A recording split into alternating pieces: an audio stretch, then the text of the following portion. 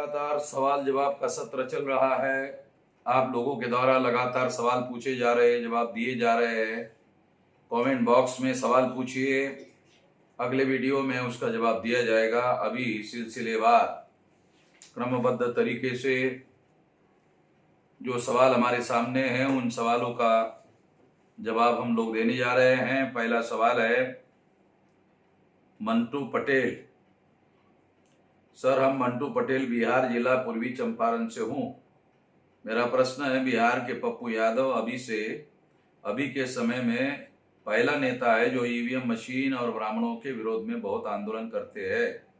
क्या हम लोगों को उनका साथ देना चाहिए या नहीं? कृपया मार्गदर्शन करें। पप्पू यादव जी अच्छा काम कर रहे हैं। अभी आपको अपने आंदोलन पर ध्यान देना चाहिए। भविष्य में जो राजनीतिक दृष्टि से जो स्टैंड लेना हमें भविष्य में जरूरी होगा, वो आपको मुद्दा आधारित समर्थन के बारे में बाद में बात करेंगे। जरूरी हुआ समर्थन देंगे। बिहार में जो बीजेपी का गठबंधन है उसको परास्त करना जरूरी है। इन सारी बातों को ध्यान में रखते हुए काम करना होगा। सोमेश मेश्राम, भारतीय विद्यार्थी मोर्चा बालाघाट, कोरोना वायरस महामारी में शराब की दुकानों को खोलना सही है? राज्य सरकारों को सारे देश भर में 2.5 लाख करोड़ रुपया शराब के ऊपर जो टैक्स लगाया हुआ है उससे मिलता है। 2.5 लाख रुपया राज्य सरकार का राजस्व है और ये केंद्र सरकार का नहीं है, ये राज्य सरकार का है। इसलिए राज्य सरकार इस राजस्व से हाथ धोना नहीं चाहते हैं। उसका होने वाला नुकसान, उसका बचाव करने के लिए ये सारा कुछ हो रहा है। इस बात को ध्यान देना जरूरी है। अर्थव्यवस्था अगर चौपट हो गई तो करोड़ों लोग भूखमरी से मरने का खतरा पैदा हो जाएगा। इसे बारीकी से समझने की जरूरत है। के हरमंदर खालसा, इस महामारी के समय में भी सुप्रीम कोर्ट के कुछ जज आरक्षण के पीछे पड़े हैं, क्या होगा? हम लगातार इस विरोध में आंदोलन को घोषित करने की दिशा में होमवर्क कर रहे हैं। जल्दी ही इसके विरोध में आंदोलन घोषित किया जाएगा। प्रतीक भोसले, भारतीय विद्यार्थी मोर्चा, पूना। सर, विदेशी ब्राह्मण और कायस्थ ब्राह्मण में क्या अंतर है? विदेशी ब्राह्मण यूरेशियन है तो कायस्थ ब्राह्मण कहाँ के हैं? मार्गदर्शन कीजिए। कायस्थ ब्राह्मण नहीं होते हैं। कायस्थ ब्राह्मण ने इलाहाबाद हाई कोर्ट में और कलकत्ता हाई कोर्ट में अंग्रेजों के समय में केस दायर किया था और उस केस में उनका ये कहना था कि कायस्थ ब्राह्मण नहीं होते हैं और ब्राह्मणों की तरह अगर वो ऐसा करने की कोशिश करेंगे तो ये गलत होगा। ये केस लेकर वो चले गए थे और उन्होंने कलकत्ता हाई कोर्ट ने और इलाहाबाद हाई कोर्ट ने ब्राह्मणों के कहने के अनुसार, वर्ण व्यवस्था के अनुसार, धर्मशास्त्र के अनुसार यह निर्णय दिया था कि कायस्थ शूद्र है। चंद्रकांत नागावकर, लॉकडाउन खत्म होने के बाद जो कर्मचारी है उनकी समस्या बहुत बढ़ने वाली है। क्या सहायता हेतु RMBKS की तरफ से देश के हर राज्य, जिले, तहसील के पदाधिकारियों का कॉन्टैक्ट नंबर घोषित किए जा सकते हैं जिससे पीड़ित कर्मचारी RMBKS से संपर्क कर सके? कृपया मार्गदर्शन हो। ऐसे नंबर घोषित करने के लिए जो RMBKS के राष्ट्रीय पदाधिकारी है उनको कहा जा सकता है। महाराष्ट्र में जो बाहर के मजदूर, यात्री, विद्यार्थी लॉकडाउन में फंसे हैं उनको तो खाना खाने के लिए तक पैसे नहीं है, तो वो अपने घर वापस जाने के लिए गाड़ी किराया कहाँ से देंगे? प्रशासन कहता है कि हमें ऊपर से कोई आदेश नहीं है, तो ऐसे हालात में कर्मचारी किसके भरोसा रहे? सेंट्रल गवर्नमेंट को शुरू से हम देख रहे हैं, जब पहला लॉकडाउन प्रधानमंत्री ने घोषित किया तब भी उन्होंने मजदूरों के, गरीबों के बारे में लॉकडाउन के प्लानिंग में कुछ नहीं सोचा। और अब तीसरा लॉकडाउन घोषित किया गया है और मजदूरों को अपने अपने राज्यों में बंधुआ मजदूरों की तरह बांध के रखा हुआ है और उनके खाने पीने की भी कोई व्यवस्था नहीं है, किसी प्रकार का कोई प्लानिंग नहीं है। अब उन लोगों को अपने अपने राज्यों में जाने के लिए रेल चलाने का ऐलान हुआ, मगर उसमें उनको टिकट लेकर बैठने के लिए कहा जा रहा है। ये केंद्र सरकार की अमानवीय व्यवस्था है, ऐसे कहा जा सकता है।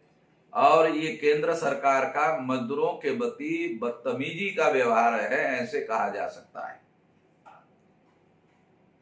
रंजन मंडी, our some worker people going on the wrong ways, they take personal decision in our area, what we should do now for them. जय मूल्यवासी सर, इसके बारे में कौन लोग संगठन के कार्य प्रणाली के विरोध में जाकर कार्य कर रहे हैं, सचिवालय को लिखित रूप से कंप्लेंट करें, उसके बारे में जांच पड़ताल करके निर्णय लिया जाएगा।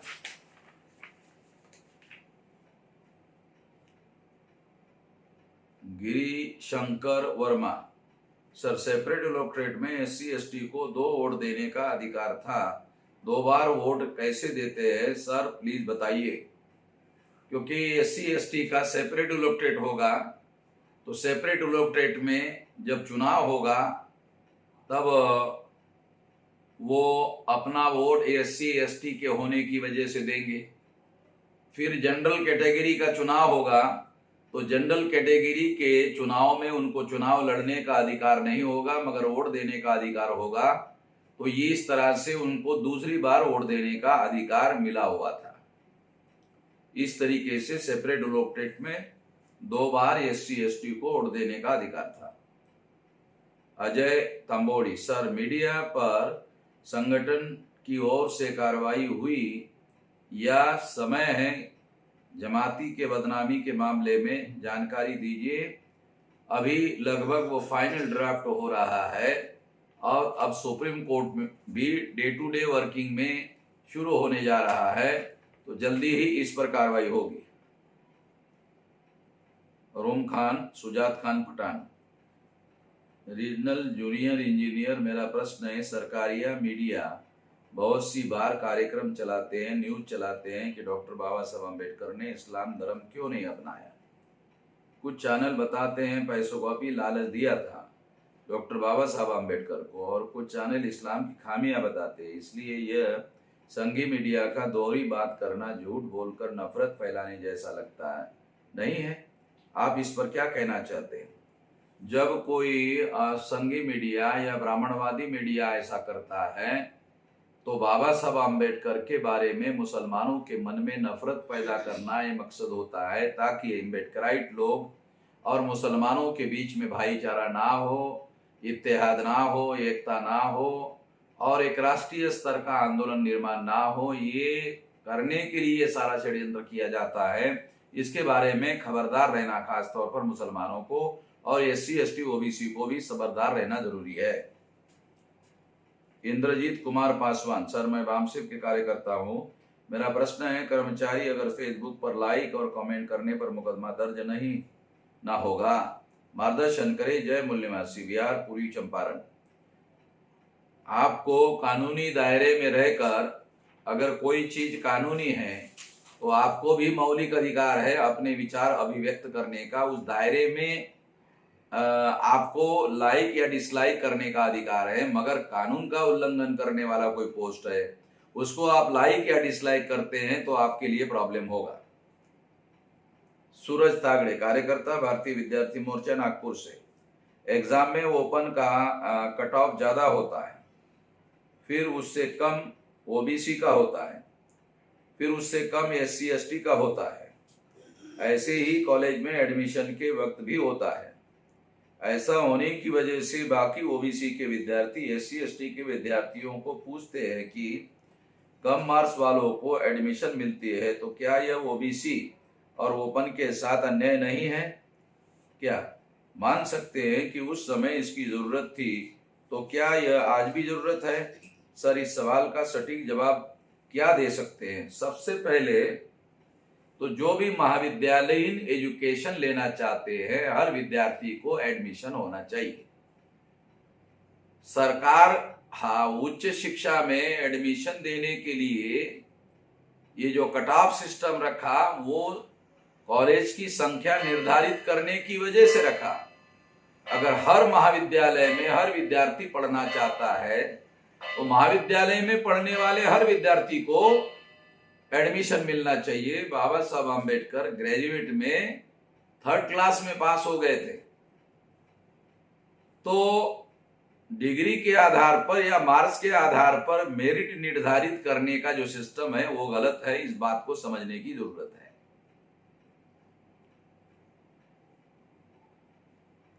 Dilip Kumar from Begusarai, Bihar. Sir, please explain what are real representative and elected representative. Elected representative का अर्थ होता है चुनाव के द्वारा चुना जाने वाला प्रतिनिधि या चुना हुआ प्रतिनिधि को इलेक्टेड रिप्रेजेंटेटिव कहते हैं। रियल रिप्रेजेंटेटिव का मतलब यह है कि जो विधानसभा में और लोकसभा में जाकर लोगों की लड़ाई वहां लड़ता है, या जनता जिस मुद्दों पर संकट में फंसी रहती है उस संकट में उसकी मदद करता है, उसको रियल रिप्रेजेंटेटिव कहा जाता है। मगर इसका संदर्भ यह है कि सेपरेट इलेक्टेड की वजह से शेड्यूल कास्ट और शेड्यूल ट्राइब के लोग रियल रिप्रेजेंटेटिव बन सकते थे। ज्वाइंट इलेक्टेड में दलाल और भड़वे बन गए हैं, और इस संदर्भ में ये बात को जानने की समझने की जरूरत है। नीतीश बनछोड़े, पूना महाराष्ट्र से मेरा सवाल है, क्या वारकरी ये धर्म है या पंथ है? कृपया मार्गदर्शन करिए।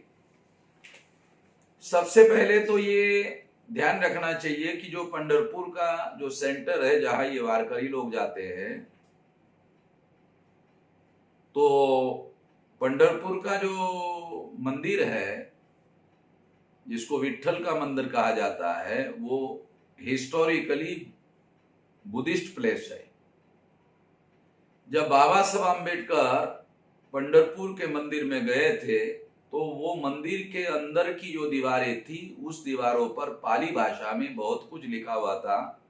बाबा साहब आम्बेडकर पाली भाषा पढ़ते थे और उन्होंने वहां क्या लिखा हुआ है वो सारा प्राचीन था, और उसके आधार पर उन्होंने अपनी राय बाहर आकर दी। कहा कि ये जो पांडुरंग है ये कोई और नहीं है, बुद्ध ही है, और उस पर उन्होंने किताब लिखा था, ऐसा कहा जाता है। वो किताब बाद में ब्राह्मणों ने गायब कर दिया, ऐसे भी कहा जाता है। तो इस संदर्भ में इस बात को समझने की जरूरत है। अगर ये पंथ है तो इसका संबंध ब्राह्मण धर्म के साथ नहीं है, इसका संबंध बुद्धिस्ट लोगों के साथ हो सकता है। इतना ही नहीं, जो महाराष्ट्र के सबसे सीनियर संत नामदेव, इनके अभंगों में बुद्ध का नाम लेकर कुछ अभंग है। तुकाराम के अभंग में बुद्ध का नाम लेकर अभंग है, और तुकाराम बौद्ध गुफाओं में जाकर मनन चिंतन करते थे देहू में, ऐसा देहू के लोग बताते हैं, और सारी हिस्टोरिकल बातें हैं, इसको समझने की जरूरत है। सूरज कुमार, मेरा सवाल है, पुष्यमित्र शुंग अगर ब्राह्मण था तो राम को क्षत्रिय क्यों दिखाया गया रामायण में? अगर राम और शुंग एक ही है तो कृपया मार्गदर्शन करें। सबसे अहम बात यह है कि ब्राह्मण धर्म शास्त्र के अनुसार कोई भी राजा ये क्षत्रिय ही हो सकता है, ये धर्मशास्त्र के अनुसार मान्यता है। दूसरी बात, दशरथ निपुत्रिक थे ऐसा वाल्मीकि रामायण में वाल्मीकि ने लिख कर रखा है। वाल्मीकि जी ने रामायण में ये लिख कर रखा कि मेरा संबंध ब्रह्मा के खानदान से है। इसका मतलब है वो ये कहना चाहते हैं कि मैं ब्राह्मण हूं। चौथी बात यह है कि रामायण में जब दशरथ निपुत्रिक थे तो किसी भी राजा को निपुत्रिक रहना खतरनाक माना जाता है, क्योंकि उसके राज्य की भविष्य में रक्षा कौन करेगा। इसलिए उस रामायण में ये लिखा गया है कि उनको पुत्र संतान प्राप्त करना चाहिए, और पुत्र संतान प्राप्त करने के लिए श्रृंग ऋषि के द्वारा वो पुत्र संतान प्राप्त कराया गया, ऐसा रामायण में वाल्मीकि जी ने लिखा है। तो श्रृंग जो था वो ब्राह्मण था, उस समय का जो श्रेष्ठ ब्राह्मण था वो था, और उसके द्वारा संतान प्राप्त किया गया था। इसका मतलब है वाल्मीकि जी ने रामायण में ये लिख कर रखा कि दशरथ के घर में जो पुत्र संतान प्राप्त हुई थी वो श्रृंग ऋषि के द्वारा हुई थी, और श्रृंग ऋषि ब्राह्मण थे। तो बायोलॉजिकली जो दशरथ के घर में पुत्र संतान प्राप्त हुए थे वो सारे के सारे संतान जो है वो ब्राह्मणों के द्वारा हुआ था। इसलिए उनका डीएनए जो दशरथ के घर में पुत्र संतान प्राप्त हुए थे उन लोगों का डीएनए ब्राह्मणों का था। ऐसा रामायण के अंदर जो लिखा हुआ है उसके आधार पर कहा जा सकता है। ये मैं नहीं कह रहा हूं, जो रामायण में लिखा हुआ है वो लिखी हुई बातों का ये अर्थ है, ये बता रहा हूं। ये बात समझना जरूरी है, और उसमें ये सारी बातें लिखी हुई है। इस दृष्टि से राम को ब्राह्मण दिखाया गया है, श्रृंग। दूसरी बात, श्रृंग और शुंग, अगर पुष्यमित्र शुंग है और श्रृंग है तो इसमें कोई बहुत ज्यादा अंतर नहीं है। ये शब्दों का फर्क जानबूझकर रखा गया है, पर्दा डालने के लिए रखा हुआ है, ताकि दूसरे इस बात को ना समझे मगर ब्राह्मणों को सारी बात समझ में आ जाए, इसलिए रखा गया है। तो श्रृंग और शुंग एक ही है। इससे भी ये सिद्ध होता है कि राम कोई और नहीं है, पुष्यमित्र शुंग ही है। इसके लिए ये सारा संदर्भ जानना समझना जरूरी है। जयप्रकाश न्यायकर, बिहार मुजफ्फरपुर। सर मेरा सवाल है, जितनी भी पार्टियां है सभी किसी न किसी चक्कर में फंसा हुआ है, तो वह ईवीएम पर नहीं बोल सकती, लेकिन ब्राह्मणों की पार्टी ही बोल सकती है। ऐसा क्यों? संविधान के अनुसार जितना पावर ब्राह्मणों का है उतना ही पावर राजद बीएसपी को है, तो फिर वह ईवीएम पर क्यों नहीं बोलते हैं? भ्रष्टाचार में फंसे हुए होने की वजह से उनको बोलने के लिए रोका गया है। अगर बोलेंगे तो उनको जेल में डाल दिया जाएगा, ये मामला है। सत्येंद्र मूल निवासी, रसूलाबाद, कानपुर देहात से सवाल है सर, समानता और समरसता में क्या अंतर है? समानता, मनुष्य और मनुष्य के बीच में समानता होनी चाहिए। इस संदर्भ में समानता महत्वपूर्ण है, संविधान के दृष्टि से भी महत्वपूर्ण है। ब्राह्मण समानता को मानते नहीं है, मानना नहीं चाहते हैं, इसके लिए समरसता का शब्द लाया गया है। दूसरा, ब्राह्मणों का समरसता का एक अर्थ ये भी है कि जो गैर ब्राह्मण है वो गैर ब्राह्मण ब्राह्मणों के उद्देश्य और विचारधारा से समरस हो जाए। समरस होना एक प्रकार से विलीन होना भी है। तो गुलाम बनाने के लिए इस शब्द को लाया गया है, इसे समझना जरूरी है। चंद्रशेखर दास, बहुजन क्रांति मोर्चा, पटना। सम्राट अशोक ने अपने राज्य में पशु हत्या पर पाबंदी क्यों लगाई थी? क्योंकि वो बाद में बुद्ध के अनुयायी हुए थे और अहिंसा का सिद्धांत ध्यान में रखते हुए उन्होंने ऐसा किया था।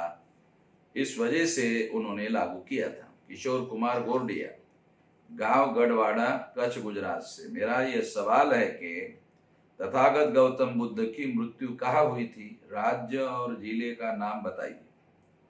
गौतम बुद्ध की मृत्यु भारत में ही हुई थी या विदेश में हुई थी? बुद्ध कितने हैं सर? कृपया पूरी जानकारी दीजिए। बुद्ध का मृत्यु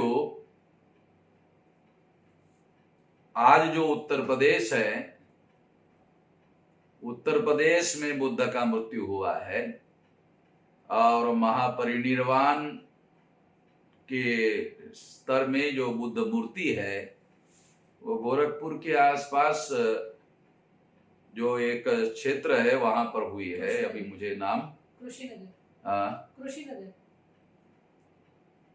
कुशीनगर में हुई है और कुशीनगर जो है गोरखपुर के आसपास है और उत्तर प्रदेश में है, विदेश में नहीं हुई है। इस बात को समझने की जरूरत है। वीके विश्वास विजय, आलिया ब्लॉक, मिर्जापुर। सर, मैंने अक्सर देखा है कि कई ऐसे बहुजन समाज के लीडर जो वामसिफ के विचारधारा को सीखते हैं, केडर को सीखते हैं और फिर वह वामसिफ से निकलकर अलग अपना आंदोलन चलाते हैं। क्या इससे आपको लगता है कि वामसिफ के वैचारिक परिवर्तन में बाधा खड़ा करते हैं? ऐसे नेता वामसिफ संगठन से संतुष्ट नहीं होते या फिर वह अपना वर्चस्व स्थापित करने के लिए अलग आंदोलन करते हैं। एक बात ध्यान रखना चाहिए कि हम उद्देश्य और विचारधारा को लेकर काम कर रहे हैं। अगर कोई स्थानिक स्तर पर ऐसा कर रहा है तो वो निश्चित रूप से धोखाधड़ी करने का काम कर रहा है और लोगों को जागृत करना चाहिए कि स्थानिक स्तर पर काम करने से थोड़ी उद्देश्य पूरा होने वाला है। वो इससे तो केवल समाज का विभाजन होगा और विभाजन करने वाले लोगों से जनता को सावधान रहना चाहिए, जागरूक करना चाहिए। अशोक मौर्य, हमारे मौर्य लोग खुद को क्षत्रिय घोषित करते रहते हैं जबकि ब्राह्मण और क्षत्रिय लोग इनको शूद्र ही मानते हैं। ऐसी मानसिकता वाले लोगों का क्या करना चाहिए? जागृत करने का काम लगातार करते रहने की जरूरत है। जितनी ओबीसी जातियां है वो ब्राह्मण धर्म के अनुसार क्षत्रिय शूद्र है। इतना ही नहीं, जो ओबीसी में शामिल नहीं है, जो कुछ जातियों को ओबीसी में भी शामिल नहीं किया गया है, ऐसी भी जातियां जो ब्राह्मण नहीं, क्षत्रिय नहीं, वैश्य नहीं है, वो सारी जातियां भी शूद्र है। इसको भी समझना जरूरी है। प्रिंस कोरोटानिया, डियर सर, पंजाब में मेरा की कसूर सॉन्ग गाने पर पंजाबी सिंगर रंजीत बावा पर एफआईआर हुई है। तो जैसा कि आप ब्राह्मणों की पोल स्टेज पर खोलते हैं, सिंगर ने सॉन्ग गाय कर खोल दी तो उसके अगेंस्ट एफआईआर होना संवैधानिक होगा या नहीं? अगर वो गीत, लिखा हुआ गीत आप लिखकर हमारे पास भेज दीजिए, उसको पढ़ने के बाद बताएंगे, बगैर पढ़े नहीं बताएंगे। खुशबूदास, सर मैं झारखंड से हूँ, बीए की स्टूडेंट हूँ। मेरा सवाल ये है कि वामसिफ सिर्फ पुरुषों का संगठन है या पुरुष महिला दोनों के लिए है? और ये सिर्फ कर्मचारियों के लिए है या छात्रों के लिए भी है? अगर छात्रों के लिए भी है तो क्या मैं इससे जुड़ सकती हूँ? और इस संगठन में महिला क्या काम करती है वो थोड़ा विस्तार से बताइए। सबसे पहले तो वामसिफ कर्मचारियों का संगठन है, मगर आंदोलन करने के लिए विद्यार्थियों का राष्ट्रीय स्तर का संगठन बनाया गया है और विद्यार्थियों के संगठन में लड़कियां भी विद्यार्थी के तौर पर काम कर सकती है और उनको समाज को जागृत करने का और जोड़कर आंदोलन को विशाल बनाने का काम करना है। ये ध्यान रख करके काम करना है। आप स्थानिक स्तर पर ढूंढ करके जोड़ सकती है। आदित्य प्रकाश वर्मा, वामसिफ से जुड़ा हूँ, बरेली यूपी का रहने वाला हूँ। मेरा सवाल है कि बरेली में कार्यरत वामसिफ या उसके ऑफशूट संगठन से जुड़े हुए कुछ प्रचारक समाज में जाकर लोगों से उनकी जाति वार डाटा इकट्ठा कर रहे हैं। क्या वामसिफ ने या उससे जुड़े किसी भी संगठन ने ऐसा करने की अनुमति दी हुई है? ऐसा करने की कोई अनुमति नहीं दी गई है। दूसरा, कुछ प्रचारक जो 1 या 2 साल पहले आरएसएस से जुड़े थे यह बात उन्होंने खुद मंच से कही है कि किस प्रकार वामसेव के प्रचारक बन गए, जबकि उनका अनुभव और उम्र बहुत कम है। अगर वो प्रचारक बनते हैं तो हमारे उद्देश्य विचारधारा के अनुसार ही उनको काम करना होगा, और अगर कोई गलत करते हैं तो उसकी कंप्लेंट हो सकती है। बरेली और आसपास के जनपदों में कार्यरत नवनियुक्त कम उम्र के पदाधिकारी अत्यधिक घमंडी है। कभी कभी वो संगठन के आदेशों की अवहेलना करते हैं। ऐसे पदाधिकारियों को संगठन में देर तक रखना उचित नहीं है। सबूतों के साथ सारा का सारा सचिवालय में लिख कर भेजिए, जांच पड़ताल करके कार्रवाई होगी। ऐसे स्थिति में संगठन और मूल निवासी विचारधारा के प्रति समर्पित व्यक्ति को क्या करना चाहिए? लिखित सबूतों के आधार पर कंप्लेंट करना चाहिए। दिलीप परमार, गांधीनगर, गुजरात। पहली बार डॉक्टर भीमराव अंबेडकर साहब बंगाल के सुनकर संविधान सभा में गए, मगर तुरंत बाद भारत का पार्टीशन हुआ और गांधी ने उस चुनाव क्षेत्रों को पाकिस्तान को भेंट कर दिया। तो मेरा सवाल है कि फिर से डॉक्टर भीमराव अंबेडकर साहब कौन सी पार्टी से चुनकर संविधान सभा में पहुंचे? बाबा साहब अंबेडकर, उनका अपना एक संगठन का शेड्यूल कास्ट फेडरेशन, उस संगठन के द्वारा उन्होंने चुनाव लड़ा और उस चुनाव वो सीट बॉम्बे पुणे की सीट खाली हुई थी और वो उनके बैरिस्टर मित्र ही थे जो हाई कोर्ट में वो काम करते थे, और उनकी जगह पर बाबा साहब आम्बेडकर चुनाव लड़ा, वो उनके मित्र थे।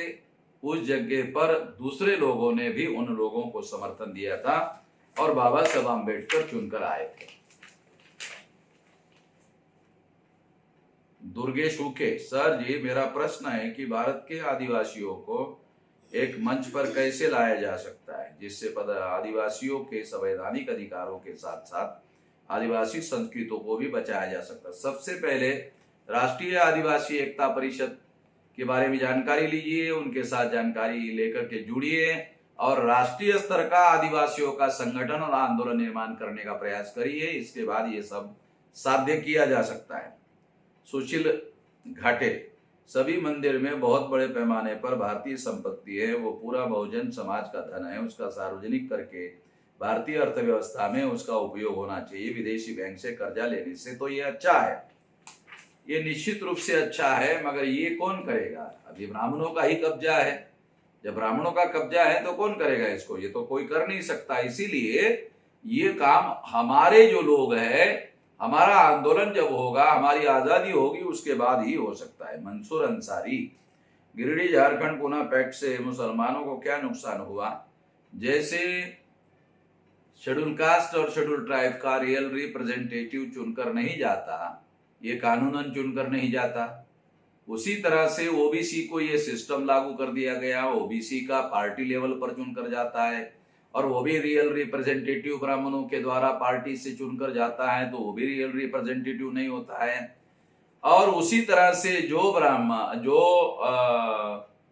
मुसलमान ब्राह्मणों के पार्टियों के द्वारा चुनकर जाते हैं, वो भी मुसलमानों के रियल रिप्रेजेंटेटिव के तौर पर चुनकर नहीं जाते हैं और इसलिए मुसलमानों का बहुत भारी नुकसान होता है।